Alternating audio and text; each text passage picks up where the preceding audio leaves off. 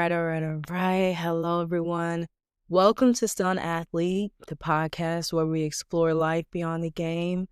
I'm Dominique Wilson, and today's episode is a special one for Mother's Day.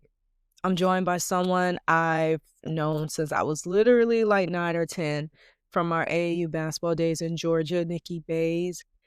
Nikki's journey from basketball court to entrepreneurship and motherhood is nothing short of inspiring. Let's dive into her story. Enjoy the episode. Hello, everyone. This is Dominique Wilson, the host for Stun Athlete, and my sis, Nikki Baize, used to be Nikki Dixon. We've gone way back. We've known each other since I was like 9, you were 10. So this is my sis for real. Nikki, beautiful. Sure. How are you? I'm doing good. Thanks for having me on your podcast. I'm so excited to talk about all the things. Yes, absolutely. So first question is like early on, how did like your early basketball career shape your drive and determination? Because you were always a ruthless player. I love playing with you and love watching you play. So yeah, how did your early basketball career shape your drive? Yeah, so I got into basketball solely because most people, their parents kind of push them into a sport that they desire to play, and you kind of fall into the footsteps because you don't really want to disappoint them. So your earlier years are based or you don't really know your why yet, right? But you know that it makes your parents happy, it makes you happy, and that's enough. I loved basketball. I loved everything about it. It's definitely been my driving factor of who I am today. I think any sports that you're in really teaches you a lot about your characteristics, what you're capable of, what you're not capable of, your strengths, your weaknesses. It reveals it all, and really shapes you for your adulthood and how you want to be as an adult. So, you mentioned I was ruthless. You loved playing with me. That's the same thing I have in my entrepreneurship in my adult life. I am ruthless. I do not take no for an answer. I'm very driven, and it's because of basketball. Yeah, I love that. And your brother and sister were and your mom, like every time I think of you, I think of them. Were That's they also a driving force while you were trying to, of course you're playing basketball, but while you were trying to like grow up as a woman and just learn yourself? Yeah, for sure. My dad was pretty absent growing up, but he was behind the scenes teaching me how to play. Most people just didn't get a chance to see him in the stands for Mhm. unfortunate reasons. But he really was my support system. He was my why, and he still is my why, Mm. although he's no longer with us. My brother was stepped in and did do that father role for me. So he pushed me. He didn't allow me to stay on a team for more than 2 years. He genuinely felt like a coach couldn't teach you more than he could within 2 years of working with him. So he really propelled me forward and always to a better team, a better situation. Even if it was harder for me to leave my friends, I knew the ultimate goal was to be a professional. And, as you learn in life, not everyone is going to stay with you on your journey. So to stick around for a team because you are friends with them is a discernment to your journey in basketball career. My family has been a huge support system. My mom never missed a college game. We were always 2.5 hours away. It was important Mhm. for us, after my father passed while I was in college, my troops really stood behind me. So they've been very supportive for sure. Yeah, and by the way, guys, she's not talking about no regular college. She went to Clemson, big time college, ACC, Let's and go. killed. Yeah. So how was like your transition away from basketball early on? Like you Yeah. spoke about your entrepreneurship. How was that pivot? It was very difficult while I was playing. So my last couple of years in college were very challenging. I had a coaching change. I dealt with a lot of different players in and out, different egos, different, just everything was very different. There was no, system that was set in place that we were all, working toward as far as developing a culture. It was very, dog eat dog world. It just wasn't a team atmosphere anymore, but I knew that I wanted to play after. I was just losing the love that I had for basketball and losing my why. But when I decided to go overseas and play, I gained it all back within the same season. It was just an unfortunate situation that I was in during the last couple of years of college. I found that spirit again when I traveled and played overseas for Switzerland, Israel, Romania, Luxembourg. I did Mhm. what I sought out to do at the age of 8 years old, right? So I accomplished Yeah. that goal. While I accomplished that goal, I didn't know what my next steps were. I knew that I was playing professional, but like, what else? Like, am I supposed to go to the WNBA, right? Like, am I going to work my butt off to get there?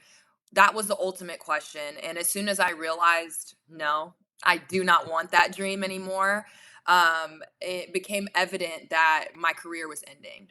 And after my career ended, I sat in silence for a very long time. I wouldn't say depressed. It was more like, how am I going to get this feeling of like a rush that in a different part of my life? Like, am I ever going to be that successful? Did I already peak in my life? Like, there were so many questions I was asking, and I knew that the ultimate answers were going to come from my faith. I leaned in heavy on my faith.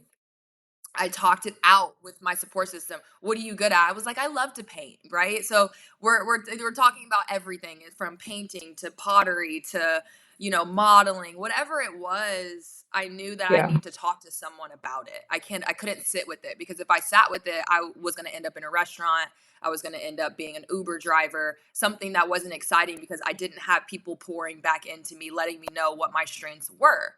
So as soon as I opened up to my support system, they started telling me some of my attributes that they thought that I would be good at, and it led me to modeling. Once I had modeling under my belt, and it wasn't easy, whatever you enter new, you're not good at, you're not experienced. So it's hard to jump into something when you don't have any cred on your back. And that's why it's important that basketball isn't the be all in your life. You have to be a kid. You have to be a person outside of the game. You can't let the game identify you as a person. So it's important that, you lean and you talk and you speak to people and you try to dig and find what your other passion is outside of the game. Yeah, I love that you mentioned that because that was something that I did not do. I did not, dig into other people. I just kind of, and I'm stubborn that way. I kind of try to figure it out on my own. And like you said, basketball or any sport is not gonna it's not going to go on forever. It has a shelf life. Yeah. And to find your purpose outside of basketball now, even while you're playing, or if you're unfortunate, go into a fortunate situation where you can't play anymore, to dig into your support system. So I love that you Yeah. said that. And I wished I would have talked to you before I had retired and you would have told me that. But my Yeah. stubborn self, I was like, It's not easy. oh, what? Life isn't meant to be, and I agree, like, life isn't meant, you're not supposed to figure it out alone. It's important that you reach out to somebody that you're comfortable with and just start the conversation. You never know where it's going to lead. So, I definitely Yeah. encourage anyone to, yeah, just talk to someone for sure. It helps. I love that. And this is our Mother's Day edition episode. So, yes, ma'am. How did entering motherhood influence your personal and professional aspirations? Yeah, that's a great question. So after, I decided to pick up modeling and things were going really well, modeling came very easy to me, as far as, I wasn't doing anything too difficult as like editorial or going overseas and shooting. It was all commercial, Nike, just smiling, Kohl's, Dick's Sporting Goods, just I'm back in my athletic bag. So I felt like I was on the right path towards something. And through this whole entire journey, I met my now husband in college. So I've had a support system every step of the way telling me, what kind of mother I'm going to be, what kind of person I'm going to be. He's a bit older than me, so he's really helped guide me, and I hate to say, and it Mm. sounds awful, but like parent me and use his wisdom in a way that really inspired me and to help me grow. So when it was time for us to have conversations about kids after we were married, it became evident that what stuck by me was, he said, "You are so competitive in everything that you do. I know you're going to be a great mom. You're going to be competitive in it. You're going to want the best for your kids. You're going to want to be the best version for yourself, for your kids." And that really just spoke volumes to me. And I've held myself accountable to that statement ever since. So, what's helped shape me is just like the drive that I had, the ruthlessness. Like when I see my kids, like I embody so much confidence in them. There was things that Mhm. my parents lacked, right? So when you get older, you always think about what your parents could have did better, right? And then you want to be Yeah. better for your kids for that. That's normal. That's a human trait. So when that came around, I just knew that everything that I lacked growing up, I wanted to instill in my kids, and that's what I'm doing today. I have two wonderful boys. I have a 3-year-old and a 1-year-old. We're still looking to expand our family, so I'm just trying to be a competitive mom as far as I'm trying to be a competitive mom as far as just standing up and showing up for them every day. I love that, and your family is freaking beautiful, like, I Thank love when you you. post stuff on social media. Yeah, definitely, Thank and, you. like, just watch you talk about your family, you just glow Yeah. so much, you look so serene, so Thank love you, you. Nikki. Yeah, Love girl. you. And you founded, Neuron Design. Did I say the name correctly? Yeah, Neuron Designs. Yep. Interior Okay, design and you're service.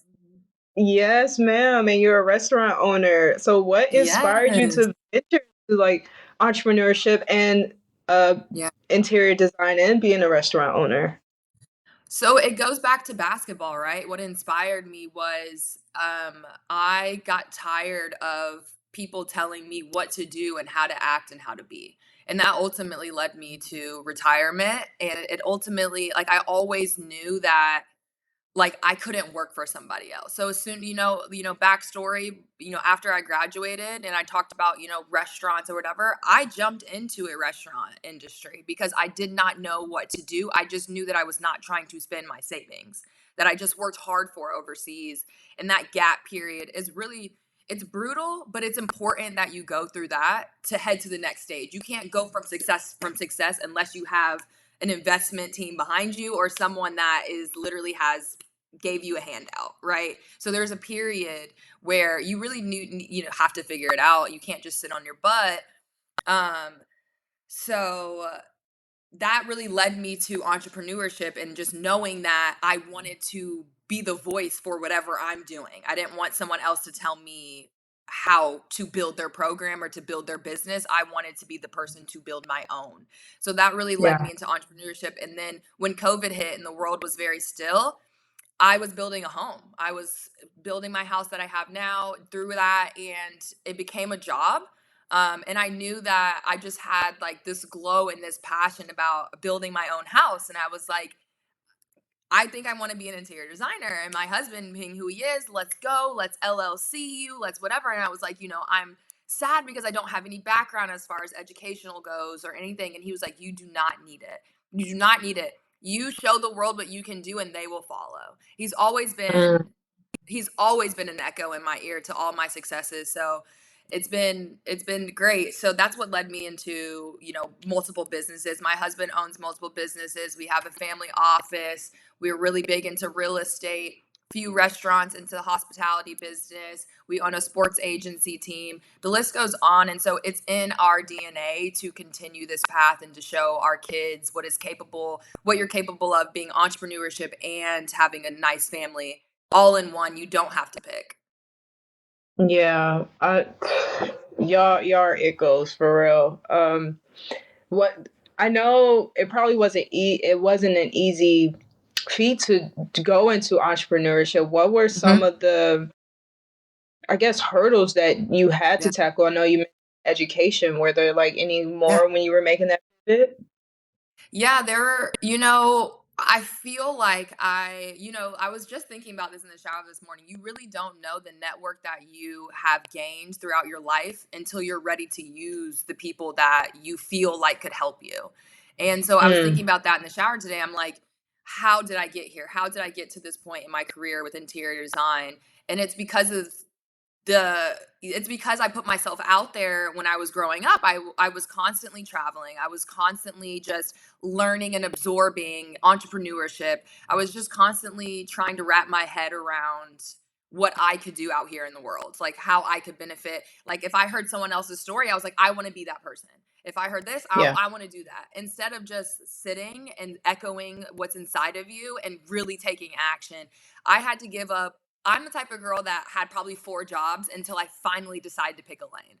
My mom told yeah. me you're going to be able to do everything, but where are you going to stop and pivot and make that one direction line? And that's your be all. You have to figure that point out in your life, because at one point I was social media manager.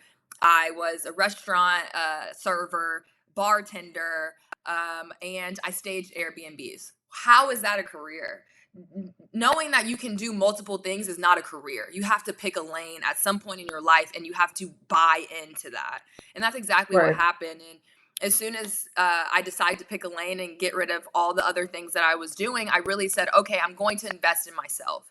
And once I invested in myself, those savings that I was talking about earlier, once I invested in myself, things happened. The good things happen. And it's so scary to invest in yourself because you don't know the return. You bet on yourself, right? And that's entrepreneurship. You bet on yourself every day. So, with that being said, the first hurdles were just telling a client that I knew how to do what I was doing without really knowing what I was doing. It's just, yeah, I mean, that's the first hurdle. It's like, hey, can you build a fence outside? Yeah. Have I ever built a fence? No, I didn't go to school. Right. I didn't do these things, but it's my job to show that I'm capable of doing anything. And I use every single client that I've had as a learning situation every step of the way. And perception's reality. What I post luxury. I post what I want clients to see because I want those clients back, right? So it's really just it's a bit of a game when it comes to entrepreneurship, but as long as you continue to put your best foot forward and show the world what you want in receiving it, then it'll all fall out for you. You can't die out. You got to do it, and you got to consistently do it for years to years to years to come. And I'm at a point in my career now where business is knocking on my door. I don't have to use my network. And that's when I know that God has given me this gift, because things are happening without me reaching out to others. I love that. And when I play this back, I know I'm gonna be taking a lot of notes. So thanks Oh, for sharing. hey, I'm so serious. So serious. that's good. EST.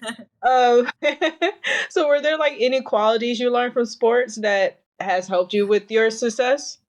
Yeah, just the leadership role. I think when it comes to basketball, most of my coaches wanted me to fall into a leadership role. I've always been a leadership by action, not by words. I didn't feel like I had confidence enough or support enough, maybe from my teammates, to really think that I was the bold leader that I feel like I am today. So I feel like my coaches that have tried to push me into that has really propelled me to who I am today, because they saw something in me and I knew that I could get there, but it came from me. It didn't come from others' validations telling me who I needed to be. It came from me believing in what other people were saying, not because, okay, I'm good, right? No, it's, hey, I'm fire with this, right? So it's words of affirmations. And so to that from yourself, not from others, because like I said before, you can't take everybody with you in life. So your only person is you. The only person that's going to help you in life is you. So until you Yeah. realize that and bet on yourself, then you're still in development, right? So with that being said, yeah, basketball shaped me to be a leader. It shaped me to be confident. It's definitely shaped me to be on time Yeah. for everything. Big facts. um, Oh if my you know, god. you know, Yeah. right? And Yeah. it's just been the best. Basketball, like I'm around it today. Like my husband and I, we own a boarding school, a national boarding school here in Lincolnton, North Carolina. So Hmm. I'm constantly around that. I have a basketball court at my house. Basketball is our foundation, right? So what we've learned from basketball is our foundation, and who we are is from what the work that we've done to get here as far as adults. So I've learned a lot from basketball, and it's definitely helped shape me into the strong vocal leader that I am today. Yeah, I love that. And I know we're cutting down to our time, so I just want to ask, what advice would you give to former athletes who are, navigating new roles as parents or entrepreneurship? Yeah, it's a great question. The advice that I can give is just like really prioritize what's important and then pour into that. So if that's friends, that's family, however you feel like you're getting poured back into, chase that direction, because that's going to lead you to peace. That's going to lead you to the promised land, right? So like, for me, like I've had to cut off a lot of people in my life, and it hasn't been easy, but I used to be the girl that wanted to be liked. I used to be the girl that needed validation. And it never filled my cup needing that. So the fact that I can give that to myself really shows that others, like, if you have confidence in yourself, others have confidence in you. If you invest in yourself, others believe in you, right?